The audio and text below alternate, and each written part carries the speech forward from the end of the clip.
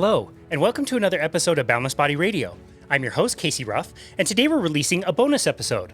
This is my recent appearance on the Low Carb MD Podcast, which was episode 283, which was the title, just my name, so I don't need to repeat that. This was recorded on June 12th, 2023, and was hosted by Dr. Lenzkes and Dr. Tro Kalajian. You may remember Dr. Tro from episode 322 of Boundless Body Radio. We interviewed him and his wife, Rosette, and also be looking out for a future episode with Rosette. We just interviewed her a few weeks ago, and that episode is set to release in a few weeks. Okay, so this was really special for me. I always try to appreciate any time that I get to appear on somebody else's show. I think it's wonderful, and I never would have assumed I would have been in the place where somebody would host me, and so I'm always very humbled. To be on the Low Carb MD podcast was such a special occasion. To be on a show that you have followed for so many years. I've been learning from Brian and Dr. Tro for so long. They're some of the kindest people in the world. I've met them both in person, and this was just such a wonderful conversation. And it was so just, I don't even have words. It was just really amazing to be a part of. In this episode, we talk about metabolism. I work on metabolic carts. We also talk about childhood obesity. Be sure to give them a follow. If you're listening to this show, guaranteed you probably are very familiar with the Low Carb MD podcast. Without further ado, here is my appearance on the Low Carb MD show.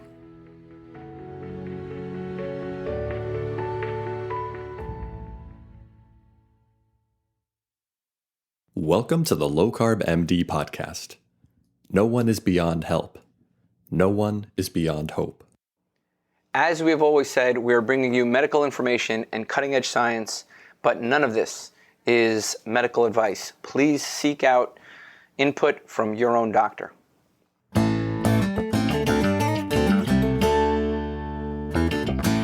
Hello and welcome back to the Low Carb MD Podcast. Tro, we're together again, man. It's been a crazy time lately. We've been too busy, huh? Look, this is going to be fun. This is somebody I've met in person, went on his podcast, Boundless Body Radio, right? And Boundless Body Podcast. We have an awesome guest today. Nicest guy. I haven't had a chance to meet his beautiful wife, who he works with. They are both personal trainers who have been using metabolic health to help their clients get better. And we first connected several years back, where he was telling me about programs he was doing in a sort of a gym environment, getting people healthy, getting people to lose, 30 pounds, 40 pounds. And the pandemic certainly changed the gym landscape and the fitness landscape up. And he's been still helping his community, helping people through personal training, both him and his wife. And I'm just awesome to have you here, Casey Ruff. Thank you so much. Dude, it's such an honor to be with you guys. I'm so grateful to have met both of you. Brian, I met you at Low Carb Salt Lake in my neighborhood in 2022. And Tro, to be able to host you and your wife, Rosette, and to meet you both in person at Low Carb Denver was just really special to me. You guys are amazing. She's a lot shorter in person than she is on a podcast. Yeah. And Tro, I have to say, your presentation at Low Carb Denver was originally supposed to be about food addiction. And the day before, you shifted course and presented on something completely different. And like a few speeches right after Lane Norton, you dropped the mic, dude. That was insane. It was such a cool presentation. And I so much respect what you had to do to present that. And your message was very strong. And it was a wonderful presentation. So I can't thank you enough for doing that. Yeah, it's funny you mentioned that, because I definitely put I feel bad the position I put the host of that event in, to change the title up, change things up last minute, the difficulties, the strains it puts on CME. So I realized that it was it was a little bit cavalier. I wish I could have gone back and not done it, but I don't have any regrets. So good for you. It was fantastic. It was fantastic. So you know what, Brian, I'm always curious, you have Tri-Systems over in the San Diego. Well, now you're going to be in Arizona. So who knows if you're going to have a both trainer there. I'll be in both. Yeah. Well, there's a guy named, what's his name? Ben Bikikio. Yeah, he's in Arizona. Not too far from me, but yeah, there's so many good people out there. And so it's such a critical part of the equation, you know, like getting people moving, getting people moving, doing functional movements, just simple things, Pilates, these are like critical things. So Casey, how did you get started? Clearly, you got your personal training certification a number of years back. I know you've gone keto, carnivore, and all of the above, right? How did you get started interested in the space of just wellness? And then how did you find metabolic health? How did you find that rabbit hole? Yeah, it's a great question. So I did get certified as a personal trainer in 2007. I had always been interested in sports and cycling and heart rate training and all that stuff. And so when a big corporate gym opened up near me, I started watching the personal trainers and thought like, boy, this would be fun. They're communicating with their clients, seem to be getting good results and designing programs, and all of that really appealed to me.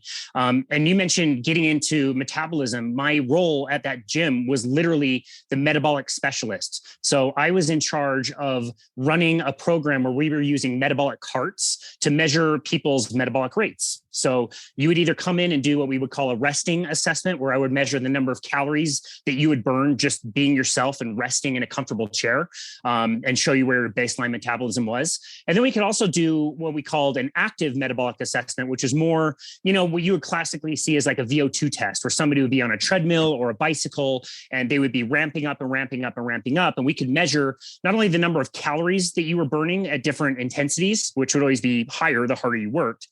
But our machine would also be able to measure the difference between oxygen and carbon dioxide and how those were exchanged in the body, which would tell us the percentage of fat versus the percentage of carbohydrates that you would burn at rest or doing certain activities. And so we learned pretty early on that we could recommend a certain amount of calories for somebody to be consuming. And if they ate a certain amount of calories and worked out a certain amount of calories, and there was like a difference between the two, we would tell people like, okay, if there's a 500 calorie gap between the calories you burn in a day and the calories you consume in a day, over the course of 1 week, that would equal 3,500 calories, which is ironically is 1 pound. And so you would just lose 1 pound every single week as long as you stayed on that type of program. And we just, we were able to measure all that kind of stuff, but nobody was able to succeed. Like people could lose weight in the beginning, but over time they would cease to lose weight and their metabolic rates would slow down. We were able to measure all of that. And we just thought that people were really terrible at, taking our advice by reducing their calories and burning more calories in the gym. And it wasn't until further along in my career that I learned that nutrition would be a huge part of how we could manipulate somebody's metabolic rate. And not only to teach them how to burn more calories naturally on their own, but also how to shift the metabolism from being more carbohydrate dominant to more fat dominant. And that had all kinds of benefits for people. People were able to lose weight much more effectively. They were able to maintain or even increase their resting metabolic rate. Very opposite to if you did a calorie restricted diet where your metabolism would come down. If you ate the right way, your metabolism would actually increase. Doing nothing else, just being yourself every single day, you would just burn more calories, which was amazing.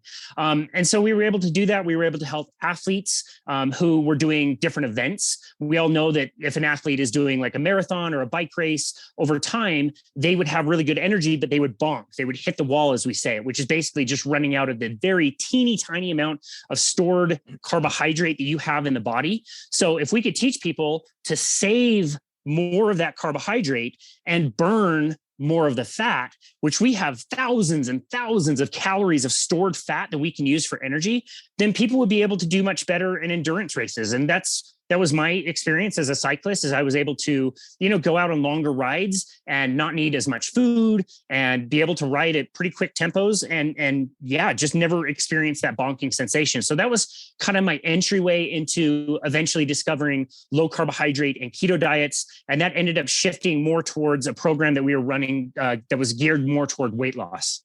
Yeah, that's all awesome stuff. And it's really interesting to me. I've had some cyclists who gain weight when they're cycling because they carb load like crazy when they're going on long rides and stuff. And then I go, well, let's look at your continuous glucose monitor, see what they're doing with exercise. And when they do the most demanding rides, their sugars go the highest. And we have type 1s noticing that too, that their sugars are actually going up during exercise, even though the muscle's putting a demand on the sugar in the system, right? Yeah, the the continuous glucose monitor profile probably looked like a Tour de France stage, really steep up and down and up and down and up and down. Yeah, it's really interesting. I've actually helped a type 1 diabetic with a very extreme endurance event. It was a 200-mile bike ride from Logan to Jackson Hole. And, we had some challenges along the way, but as long as he was eating a low carbohydrate diet and we were watching his glucose numbers, he was able to ride perfectly well for over 200 miles in one day. It was pretty amazing. So. Yeah, it's pretty amazing the science that you're doing and your observation and, looking at how the general guidance was incorrect for so long.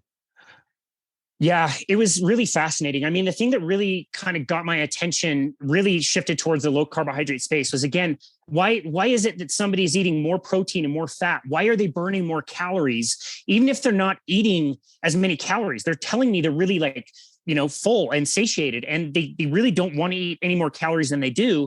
And then what really changed my mind about all of this was when people started doing intermittent fasting. When people started doing intermittent fasting, by the nature of the thing, they weren't eating, again, very many calories, yet their metabolic rates would come back 500 calories, 600 calories, 700 calories higher than where it should have been. They were just naturally burning so many more calories. And I was like, wait a second, why is it that if somebody restricts their calories, it drops their metabolism? But if somebody does intermittent fasting, it increases their metabolism. Like, it broke my brain to try to understand what was going on.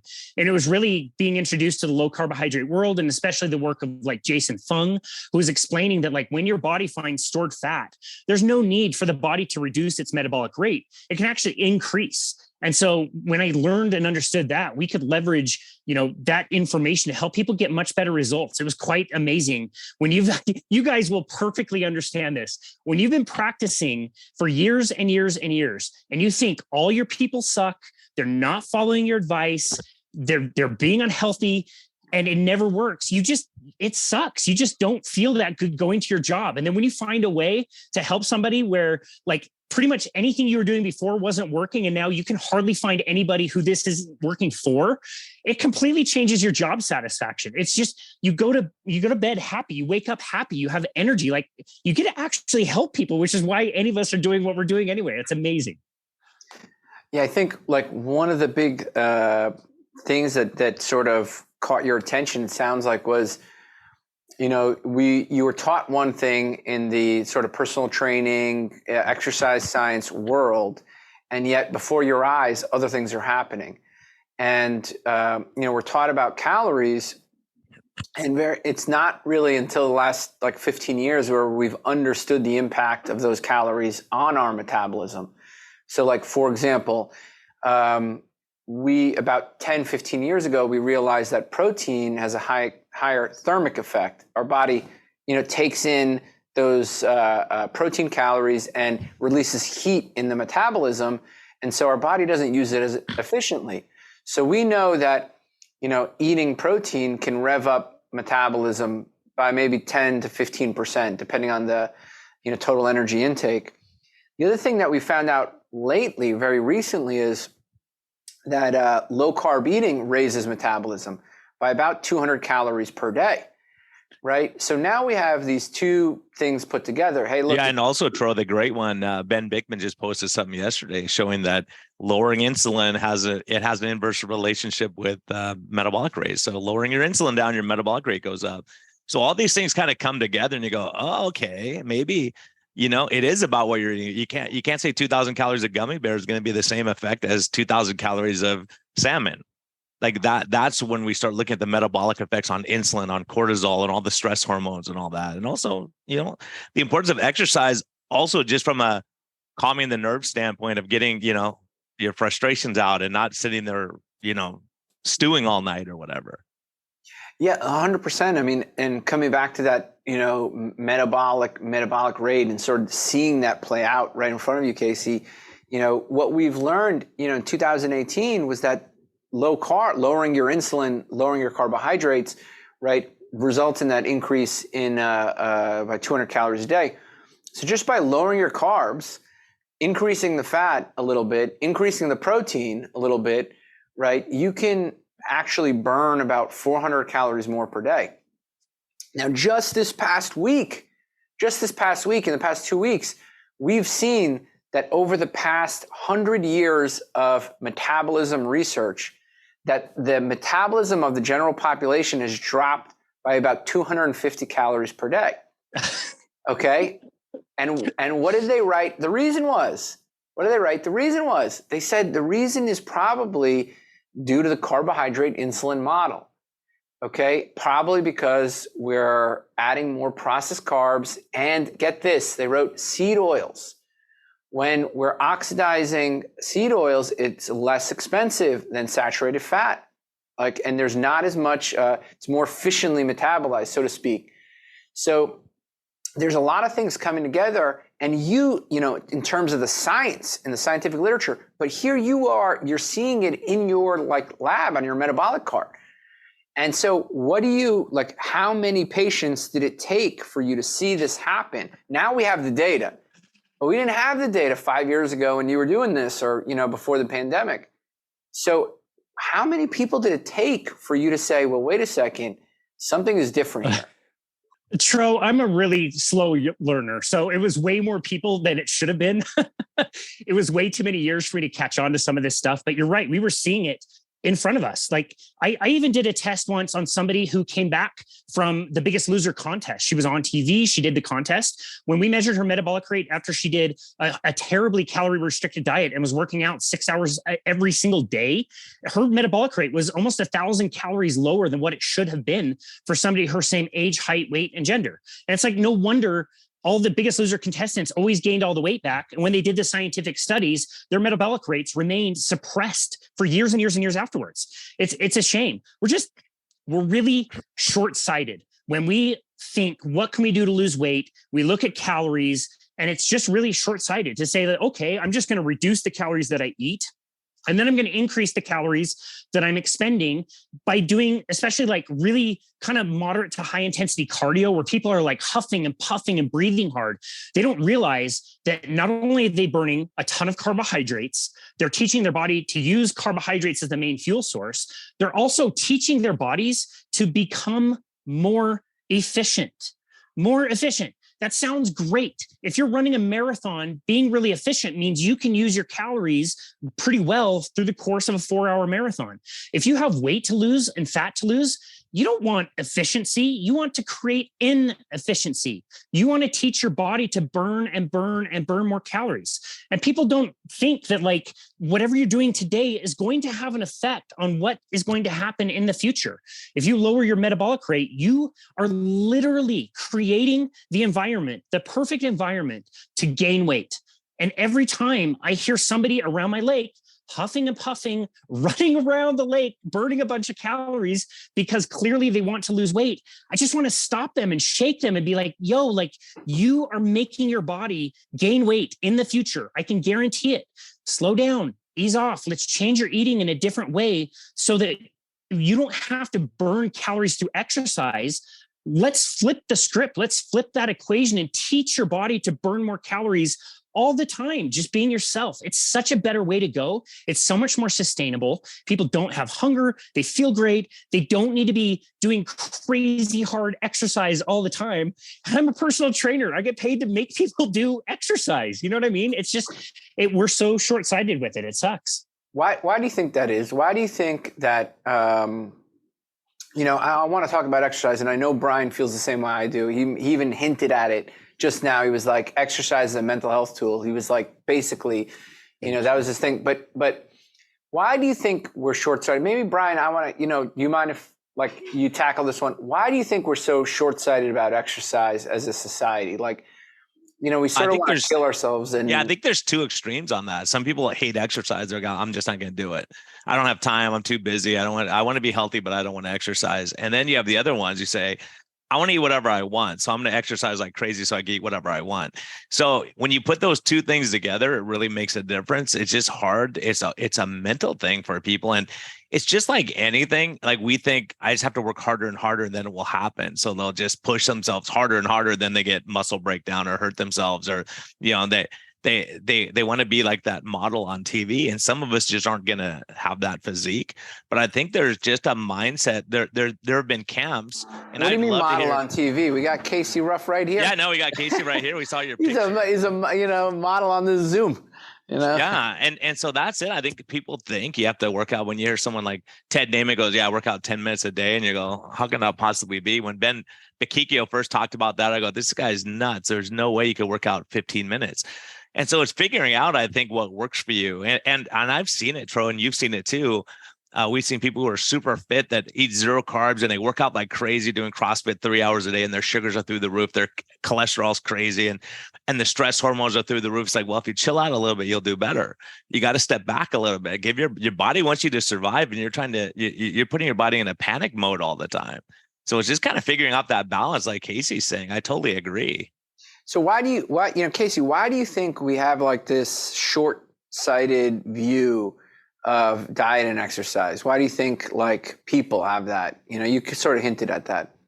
Great question. I think everything Brian said was spot on. I wouldn't disagree with any of that. I also think there's a component of money in my industry. If I'm promoting that idea that like, I don't work out more than about 20 or 30 minutes a week. I walk, I don't run. I go on easy bike rides and have fun and go paddleboard. And like my lifting literally takes no longer than 20 or 30 minutes a week. If you promote that idea, that's not likely to make a lot of money. Whereas if I'm making a program that says I can get you fantastic results in 60 days or 90 days or whatever, and pay me to do this, and I'm going to calorie restrict you and put you through exercise, that will work temporarily. But the problem is you won't be able to sustain it. It's not possible, and it has nothing to do with your willpower. It's just that is not sustainable. You're going to crash your metabolic rate and your results are going to reduce. And the person at the end of that program is going to feel terrible. They're going to feel like they failed again. They signed up. But then they'll come back to you again. The first. Exactly. Yeah, you got repeat business because they're going to gain their weight. Then they come back. Okay, I was doing great with you. I'm going to come back and do it again. Okay. Remember last January I was doing so well. Like maybe I just ran out of willpower. So I'm going to call that Casey guy again. He's going to put me on this program and all these meal plans. Maybe he's going to sell me supplements and all of these exotic, sexy looking things. It just doesn't make any money if you tell people the truth of like, all you need to do is reduce or eliminate carbohydrates, eat lots of fat and protein, be smart about how you lift weights. I think that's a great reason to hire a personal trainer, is to show you good form and good technique and that kind of thing, so that you build a skill set that literally you could buy a set of bands on Amazon that cost $30. You could walk to the park once a week and crush yourself with a workout that's really challenging to the muscles, not necessarily you huffing and puffing and, doing high cardio. You're doing strength training that's really effective, that teaches your body to increase its muscle mass, which also increases its metabolism, so that you're burning more calories all the time. Like if you do that, and again, you change the diet, you're done. Like you're kind of out of the system. You don't need fitness professionals. You don't need meal plans. You just live really simply and enjoy your life, and take all the time that you were spending inside a gym and go do something fun. Go do something enjoyable with your family. Go on walks. Go appreciate nature. It's just such a better way to live, man. It's a total game changer. I do think there's a huge component of money and selling people things that they don't need to promote the idea of calories in and calories out. Yeah, I can't agree more. It's sort of a system, and coming back to, it's a system of profit and taking advantage of vulnerable people. Oh, thank goodness medicine doesn't do that, Tro. Yeah, it's a medicine. It's even worse because people are already wary of the supplement and sort of the gym bro culture, right? But like they should be just as wary when it comes to medicine, when it comes to chronic disease at the least. But I want to come back to the point of exercise. And I think you guys both of you hit the nail on the head here so well, which is exercise is a mental health tool. Exercise is a muscle building tool, an overall, health tool, cardiovascular health tool, bone building tool. Other than that, it's community. What function does it have? Some community, if you work out in classes, and all those, there's so many important things. And the other thing that I didn't mention that is on my mind is we live in a microwave culture where people go, okay, I'm gonna work out really hard. I'm gonna lose all my weight in 2 weeks, and then I'm gonna be perfect, and then I won't have to, and so it's this mindset of just put me on a drug and let me lose weight quickly. I don't care if I gain it all back later. It doesn't matter. Yeah, it's incredible. And the other thing, Casey, I was wondering, I'd be really intrigued to see what's happening with people's metabolic rate on GLP-1s. I don't know if you've come across that where people are using the injections to lose weight, and we know that they're losing muscle mass and adding on more fat cells, and maybe they can oxidize the fat a little better. But over time, I think it's going to be a losing battle, especially if it's almost like you're doing a starvation diet because your body goes into the stress mode. And what do you think, Tro? Do you think there's going to effects on metabolic rate dropping? If you're losing muscle mass, you have to lose metabolic rate. We've seen so the worst possible long term. I'm talking about. Yeah, so we've seen people long term on the medication preserve muscle mass if they exercise regularly, and if you are already on we've seen the opposite. People came to me. And I recommended against the drug, or whether and they went out, got it. Some doctor prescribed them more than, they should have been taking, were nauseous and vomiting. It literally ended up in the hospital, already eating a poor diet, not addressing food addiction. And I'm like, you better get in here, and we get them in and we measure their muscle mass down like 10 pounds of muscle mass, right? 10 pounds of muscle mass. Like between the 6 months she left and came back. I mean, so I think I've seen both extremes. I would tell people, you better be cautious. If you're eating a junk diet and you just eat less of it, right? You're in for some pain in the long run. What do you think? Yeah. Am I off?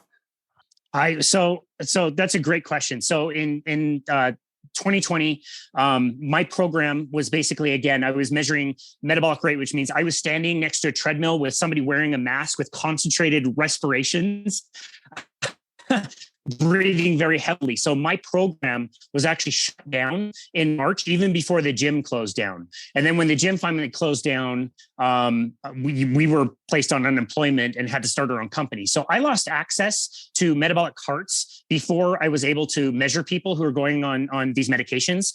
And again, I'm not a doctor like you guys. You guys know this stuff a lot more than I do.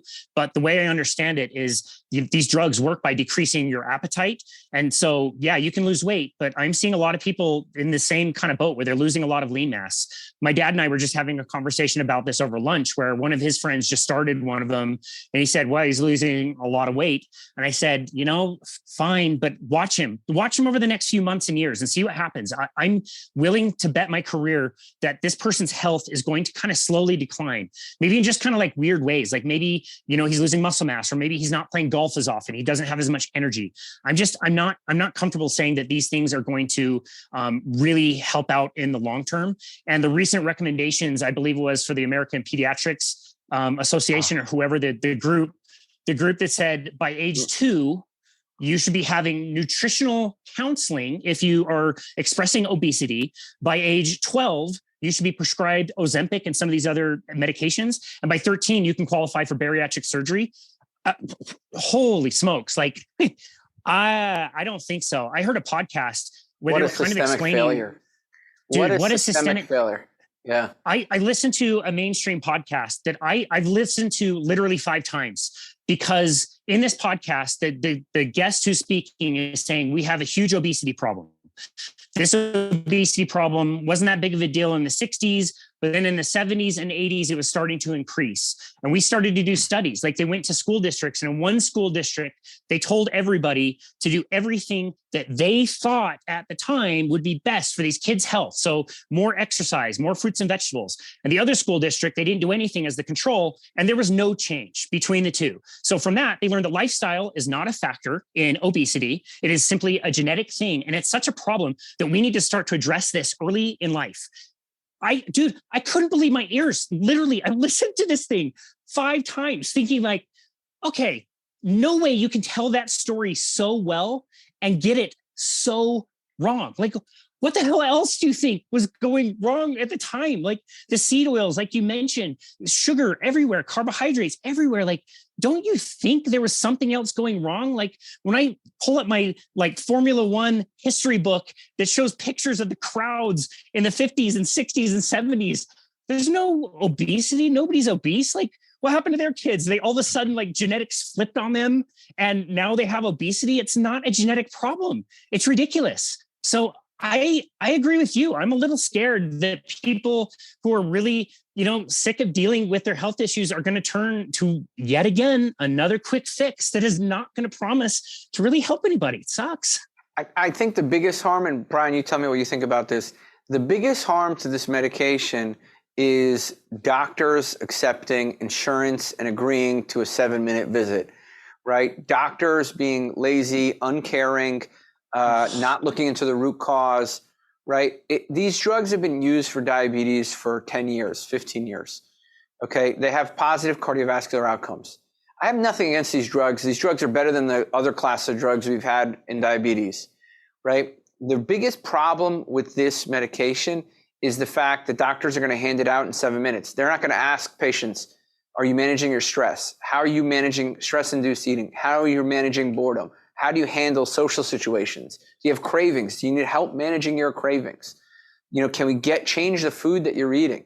Can we talk to your family so they could cook better?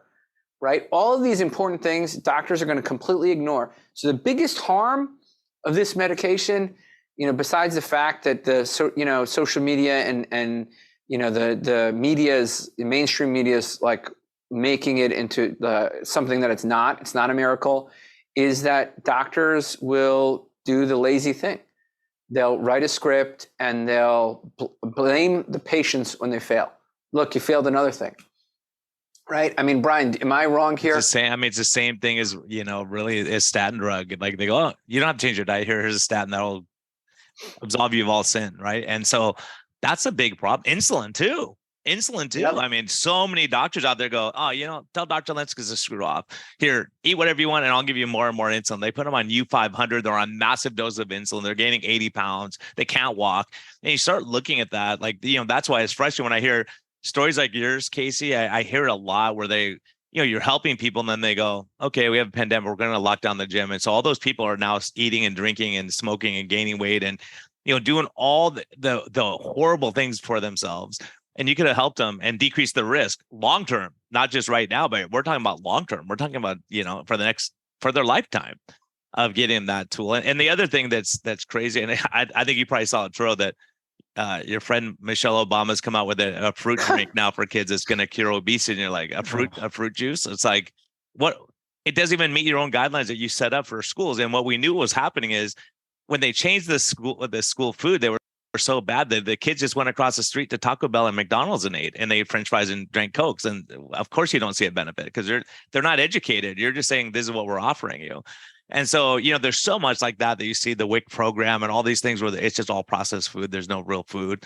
And luckily I'm not in New York, Tro. Do you want to talk about what you guys are doing? What you guys have Tofu Tuesday? Well, let's just talk about, what I think it's important to talk about this. So, there's this new fruit juice that basically came out, which is half sugar, half sweetener, half, coloring and some real fruits in it. Here's the problem with it. On its face value, why can't kids drink water? Right? On its face value, it's like, why can't kids drink water? Right? And so it's terrible. Another way of looking at it is, well, what about the kids that are drinking Gatorade and grape soda? Right? So, I mean, maybe it's slightly better than where people are at and maybe they'll resonate to a figure like Michelle Obama and say maybe we should, not have the soda and the Gatorade, right? And maybe we should try this, But I think ultimately, kids have drank water for how long? Why can't they drink water? Right. And then I think in all of our childhoods, like we couldn't go out and play for like 30 minutes at a time without making sure that we had, the fruit snacks and the juice and stuff like that. Otherwise we would have just like keeled over and died. Right. That was our experience. We'd run over and drink out of the hose back in the day. Yeah, that's what I'm Drink out of saying. the hose, and you're happy. Well, there you go. But so I don't know. Like, I think, I think it's just a marketing ploy, really. I at the face value, what is this? This is something like these people may have sort of benign interests. I don't know how to tell, but I don't want this for my kids. I don't want this for any kid that I care about, right? Any kids I care about, I wouldn't want them to have this. So, I think it's a huge miss. And then, what do you think about, kids nutrition, Casey? I'm just curious, like you mentioned the AA, the American Academy of Pediatrics. You mentioned, sort of, we're talking about Michelle Obama. We're talking about these kids getting drugs and surgery. What do you think, what would be your, what are your thoughts about how we're treating this and where are we failing and what can we do? Yeah, it's absolutely ridiculous. It is all about money. Like, obviously, like without snacks and needing, again, like the juice at halftime for soccer, like give me a break. Like these kids are fine. We all played all the time outside with our friends, roaming the neighborhood. Like, remember, like if you came in at like 4 p.m, your parents would be like, the hell are you doing here? Get out of here. Go play. Get gone. You didn't have snacks or treats or any of that stuff. It's just to make money. And, it's been really fun on our journey of owning our business and starting our podcast, which, again, we've been fortunate enough to host you, Tro, and Rosette, and Brian. We'd love to host you as well at some point. And I've been able to interview several parents, carnivore parents or low carbohydrate parents. And I asked them, it's one of my favorite questions to ask. Like, okay, in this world, there's sugar everywhere. You can't get away from it. You send your kids off to school. Maybe they go to their friend's house. You don't have control over what they're going to eat. How do you do it? Is it impossible? Because a lot of parents will just throw up their hands and say, nope, can't do this. There's sugar everywhere. The kids throw tantrums. And so we need to give them snacks and treats. And these parents, man, they've got it sorted out. They have figured out that if their kids are eating mostly protein and lots of meat, they kind of like are okay. And these kids are full and satiated and they pay attention in school and their performance in sports is like way better. This like delta, this gap between these like kind of carnivore-ish kids versus the normal population is just getting wider and wider. And I have found that even for the kids, it really becomes not much of a sacrifice. Like they enjoy what they eat. I've heard of kids having better skin, or they do enjoy that they're dancing better, and their coaches in dance are like, wow, you're doing so great. And they understand that diet is related to that. And, they might have a snack here or there, and they might have a treat here or there, but they notice how it makes them feel. We treat kids like they're these stupid, dumb idiots, or they're like a different species than adults and they need kid foods. Like, it's ridiculous. They need the same foods that we do. They will thrive on those foods. And I witness some of these kids doing so much better. One of my clients is a 15-year-old kid. He is a national motocross champion. Over the years, I've been able to train him and help him to get really strong. And we talk about these kinds of things all the time. And I don't tell him to eat a specific diet, but I recommend, like, dude, you should get lots of protein. Like, how much meat did you have today? How many eggs did you have this week? And when he does nothing else but reduces sugar, you should see this kid's focus. He's able to do hard intervals that really help him with his motocross training. He's nose breathing the whole time, pushing a prowler sled down the street, up and down for like 2 minutes with 30-second breaks. And he's just laser focused like a savage, and he performs really well on the track. And so as far as kids go and how to manage this, as parents, you have control. You can do things. You can provide good snacks, if anything, like have meat sticks and jerky on hand, and let the kids choose, have some autonomy and choose whatever snacks they like, and just make sure all the snacks are good choices. And, maybe that would be fruit, or maybe there are some sweet things here and there, but it's not necessary. And again, I think the kids understand and are a lot smarter than we give them credit for, and they choose the healthier foods in the end. Yeah, I think that's a truth. A lot of kids, they'll say, gosh, I feel terrible when I eat certain foods, and they know. But if you eat it all the time, you never know, right? Yeah, if you're eating terrible stuff and you just feel tired and grumpy, and I was just thinking about, I was looking at the numbers, and Tro, you could correct me if I'm incorrect, but I was looking at if you go back to the 50s, autism rates was like 1 in 50,000. Now they're saying it's 1 in 22 and 1 in 8 in California. I mean, those are crazy statistics. And you go, well, we have to, like, what is it? Is it diet, nutrition? Is it other factors? Is it, and it's just an incredible thing when you start looking. It's like we're getting sicker and sicker, and we have more chronic disease than we've ever had. Like the stuff I look at, I never knew any kids with peanut allergies I'm way back before you guys, but back then no one had peanut allergies. You never heard of asthma. Maybe 1 or 2 kids would have it. Now it seems like everyone's got it. And it's uncommon for kids not to be on some kind of med already when they're 9, 12. And we're talking about surgery in these kids already. And it's like, man, it's just pretty wild. Will you guys let me do a 5-minute sort of diatribe on this topic? Oh, Troy, you could do a diatribe. Yeah, go, man. Okay, 5-minute. Sorry, Casey. I'm starting the timer right now. Yes.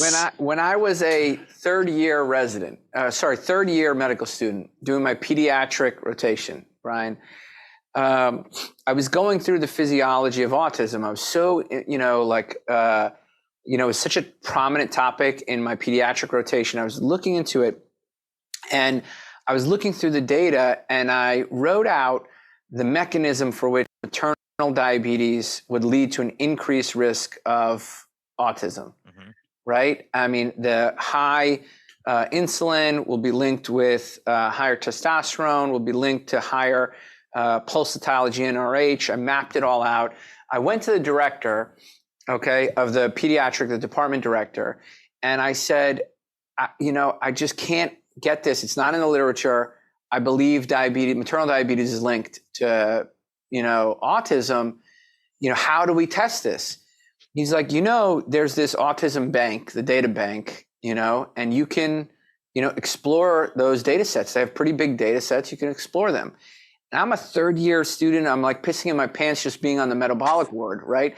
And I emailed the data bank. First of all, I remember this because it was the chief resident who I was talking to at the time, along with the department head. I said, guys, I know this sounds crazy, but what if there's this link? And she looked at me. She laughed out loud. Like, I remember her laugh.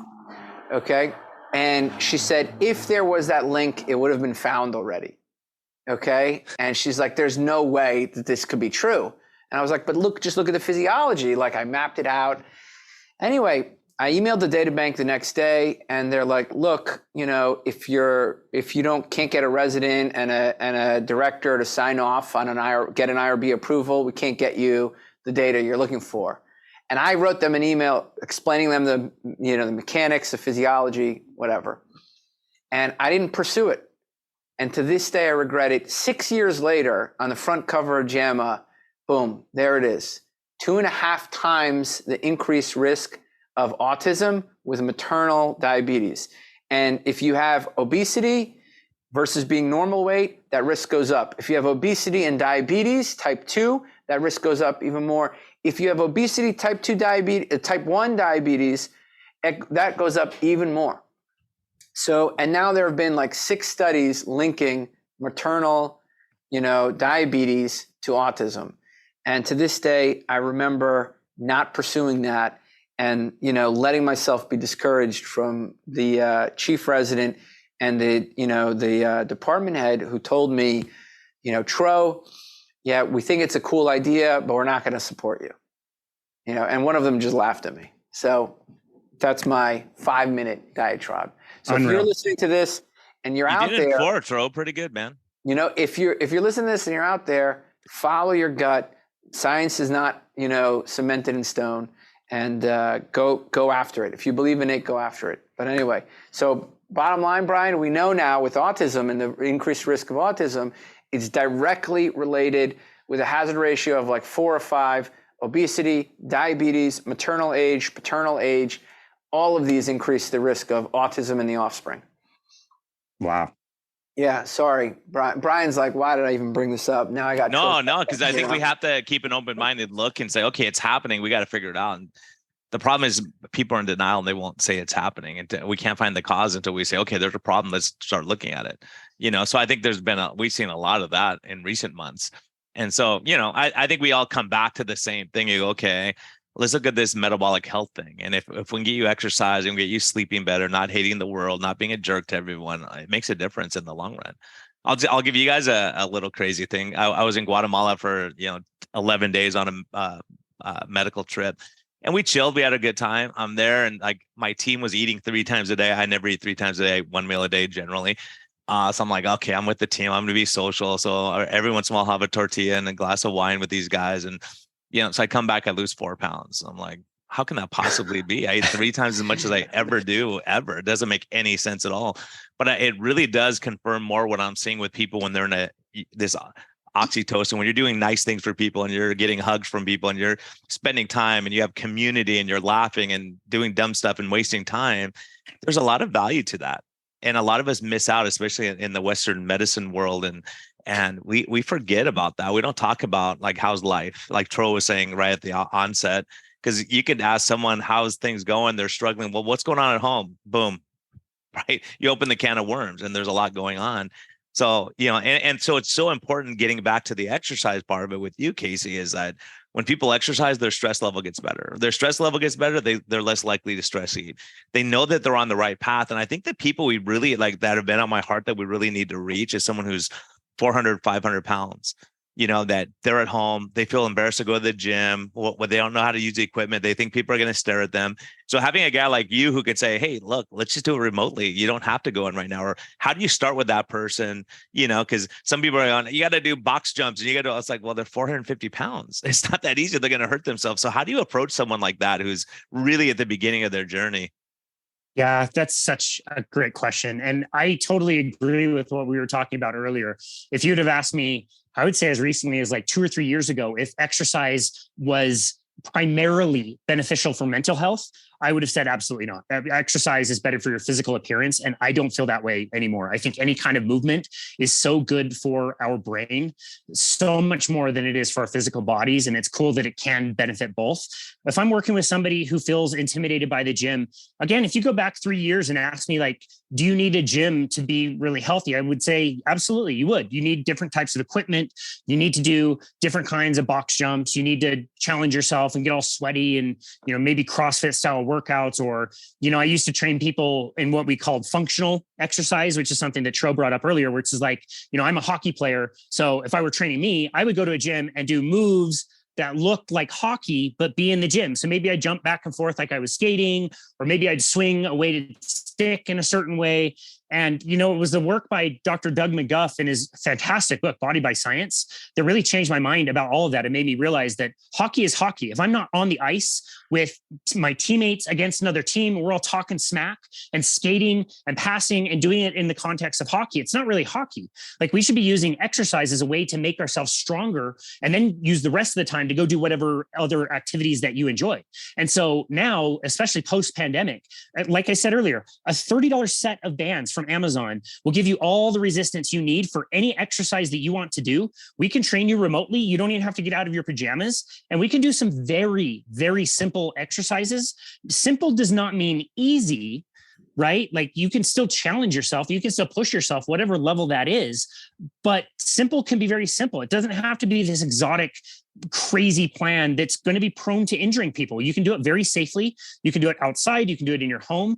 And yeah, case in point, we interviewed a woman named Julie Sipes. She is a resident at a Paradise for Parents, which is an assisted facility system in Arizona run by Hal Cranmer, who realized that his residents were not becoming very healthy. And so he eventually landed on ketogenic and carnivore diets. He's in assisted living facilities, putting people on carnivore style diets if they want to eat that way. You should see these people. They're healing. They're walking where they couldn't walk before. They're happy. They're energetic. They sing and dance and all kinds of stuff. And this woman, Julie, came into this facility in her 40s. She had been in assisted living for, I think it was about 9 years. So she entered assisted living at 650 pounds. Okay. You need special equipment to move people when you are that size. It was very, very challenging.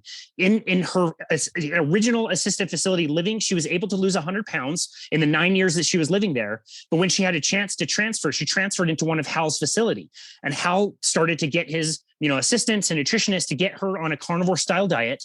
And Hal hired her, a personal trainer who trained her remotely using bands. Essentially, it was like an X3 bar, which is just a bar with a band. They did it virtually. He didn't even live in the same state as her. She has lost, last time I checked, over 150 pounds.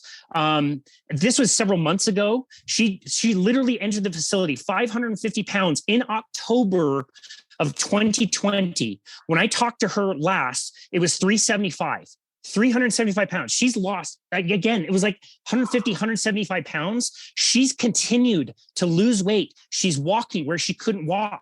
She's planning her summer and leaving that facility. And she wants to go travel around with her support teddy bear. The two of them want to go have like an amazing summer, want to go on hikes, and she wants to swim again, and she can walk now to the end of the street and back. Talk about somebody in the most depressing situation with no hope, no chance. You are already morbidly obese. You can't do anything in your early 40s. She's turned her life around. It is the coolest story. It's amazing. All of these people in these assisted care facilities, all the employees are now really happy. Most of them are doing low carb and carnivore and noticing the benefit. Like, it's that was on your podcast? Yes, we have to listen. Yeah, connect us. I talked to the director there. He's in Arizona, by the way. Brian, you should reach out. People are just do better because they're happier in Arizona, I think. No, he's a nice guy. They're allowed to eat meat there. See, Tro, you can't do that in New York. You know what? Believe it or not, we talked about they need a medical director. It just didn't work out that I could help them out in the way that they were looking for. But you should talk to them, Brian. Yeah, I'll talk to them for sure. Yeah, you're right there. Maybe a perfect fit for you. Yeah, I would love to talk to him. That would be awesome because I've really thought, gosh darn it, if we could help the seniors, we're talking about dementia, Parkinson's, inability to take care of yourself. If you can just get someone like you in there, get them exercising and get their diet right, it is astounding what we can do. You want to see miracles? That's where it's going to happen in the seniors because if you could, instead of drinking milkshakes, give them a keto chow milkshake or a health code or something like that, change it up what we're doing and see, what we can do. Because when people have dementia, if we can catch it early and really slow the progress, man, it will save the system too. And plus just, being able to see their great grandkids or grandkids and have fun and enjoy life a little bit. But yeah, Julie Sipes, we want you. We want you to come on. She's amazing. Casey, this has been freaking awesome. Let me say one more thing, man, before we go. Go ahead. Yeah. Because what Casey said, he said post-pandemic, and then he said hope and all that. So I remember on this podcast when I said, hey, guys, that it was in like May or June of 20, I said, keep the faith, keep the hope. Things will get better. There'll be a better day. And people attacked me. It'll never be better. This is our life from now on. So I can proudly say I was correct. You can look around you. Life's gotten a heck of a lot better. And when I hear post-pandemic, I feel a lot happier. So anyways, yeah, life goes on. We go through hard times and just keep plugging along. If you're struggling now, just one foot in front of the other. I just have a kid in my practice, Tro. Man, it's amazing. I almost didn't take him as a patient because he was too much of a challenge. He was over 500 pounds. Now he's like 268 and he's jogging. And you go, oh my gosh. The guy couldn't get out of bed. He couldn't walk it. He just said one day at a time, patiently does it. Now he's the heaviest lifter at the gym, and he's doing some great stuff. But that's what I'm talking about when we're totally hopeless. You got to bring him on. You got to bring him on, Brian. You got to drag him on. He's very shy and quiet. I'm trying to get him out of his shell. Okay. He's getting there though. But man, he looks. I saw him. We did a Zoom meeting. I was like, holy cow, man, you look fantastic. So he's been implementing intermittent fasting and just changing things, and he's been persistent. Yeah, we'll get him on for sure to tell his story because it's pretty amazing. But anyway, maybe we can get on the Boundless Body Radio. Just think about it, working out with Casey, how he'd be doing, man. Yeah, I'm definitely going to poach him for sure. Casey, so give us the how do people are going to want to know how they get you, how they're going to train with you, how they find you, how do they listen to your podcast, how are they going to get you? Yeah, absolutely. And thank you so much for this opportunity. I love the podcast. I've listened to Low Carb MD and Life's Best Medicine for a very long time. If you want to talk about stories of hope, like Brian, you do such an amazing job on that podcast, and hosting people like David Dana, who you hosted, was absolutely wonderful. And to hear their stories. And again, there's always hope. It's never too late. It's never too far gone. There's always something that you can do, even if it's walking to your mailbox to get started. That's fine. That's a good way to start. So we're fortunate we get to work work with people in all kinds of different capacities. We do train people virtually. We train people in person here in the Salt Lake City Valley. The best way to get a hold of us is to go to our website, which is myboundlessbody.com. That's a really nice hub that you can find anything from us. You can get my phone number, you can get my email address. All of our social media stuff is there. You can also find the podcast there. We publish to all the major platforms and also YouTube. We do releases every 2 days. So we release Monday, Wednesday, and Friday. And sometimes we'll do a bonus episode on a Sunday if we have some extra content that we want to put out there. And that's called Boundless Body Radio. It's been just an absolute joy to speak to some of the people in this space, whether they are experts, scientists, researchers, doctors like you guys, or they're just everyday people like Julie that just have amazing stories to tell that can hopefully share that message of hope. Because I think we've learned from this conversation that change is not going to come from the top down, at least anytime soon. And so all of us have our responsibility to keep getting this message out, whether you're doing the work that you guys are doing with your patients and with your podcast, the work I'm doing, training a few people, personal training and working with people with their nutrition, or, if somebody's listening, like you're part of this too. You've got a responsibility to share this with whoever it is, even if it's just your family, and we can make change for sure. And it might not be everybody, and it might not be that fast that we want it to be, but everybody has a role in this. And it's so cool and inspiring to see this work unfold. So again, the best place to find us and chat with us is at myboundlessbody.com. And we also always offer a free 30-minute consultation with anybody, even if they just want to chat or say hi, or they want to talk about their plan. We're just so thrilled to be able to meet people from all over the world, really, and help them, with their plan and finally get them to their goals. Awesome. That's awesome. On the way out, do you have any big tips? Anything you go, okay, here's some like important stuff, like work out this many days a week, or work out fasted or not fasted, or zone 2 versus weights, things like that. Anything that you go, yeah, this has been my golden ticket for the most part for what you're experiencing with clients. Good question. That's like an hour long. Focus on just really quick, just in a bullet. I know. Bro. It's like relax, man. All right, let me get my notebook out. Yeah, listen, Casey, can you tell us your life story and your wife's life story? Actually, after that, would you mind that? Yeah, you got it. So it all started in Bismarck. No, I'm just kidding. I think if people focus on consuming plenty of animal proteins and fats, and they find engaging ways to move, I would just start there. That would probably get you 80% of the way there. Don't overcomplicate it. Just start there. Focus on animal proteins and fats, and let the carbohydrates fall to wherever they go, and find fun ways to move. Great advice. The best exercise is the one you'll do. If you enjoy it and you're having fun, and if you can do community, that's awesome too. That's right. Pickleball for old guys like me, whatever it is, Tro. So fun. Guys. All right. Have a good one. Casey, thank you so much. Thanks so much. Awesome, Dr. Lenzkes, always a pleasure to be on with you, man. I'm always excited about these. And thank you to the Patreon supporters who Brian always forgets Brian always remembers, and I forget to thank. Thank you to the Patreon supporters. Yeah, thank you for coming in. I don't see any questions, so great. And Casey, awesome, man. Have a great weekend, everyone. This is good stuff.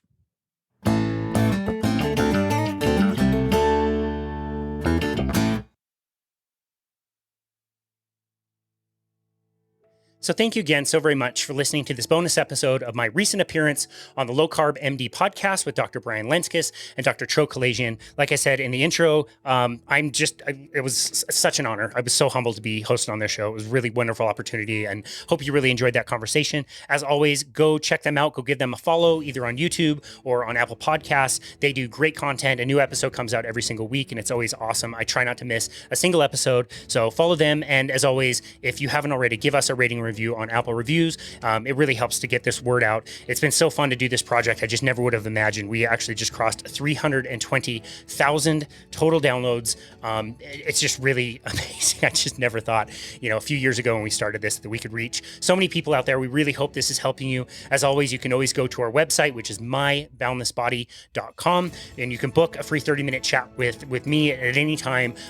We've had more people take us up on that recently, and I've got to meet a lot of you out there. And you're just wonderful people, and I'm so grateful for all of you. So thank you again for listening to and supporting Boundless Body Radio.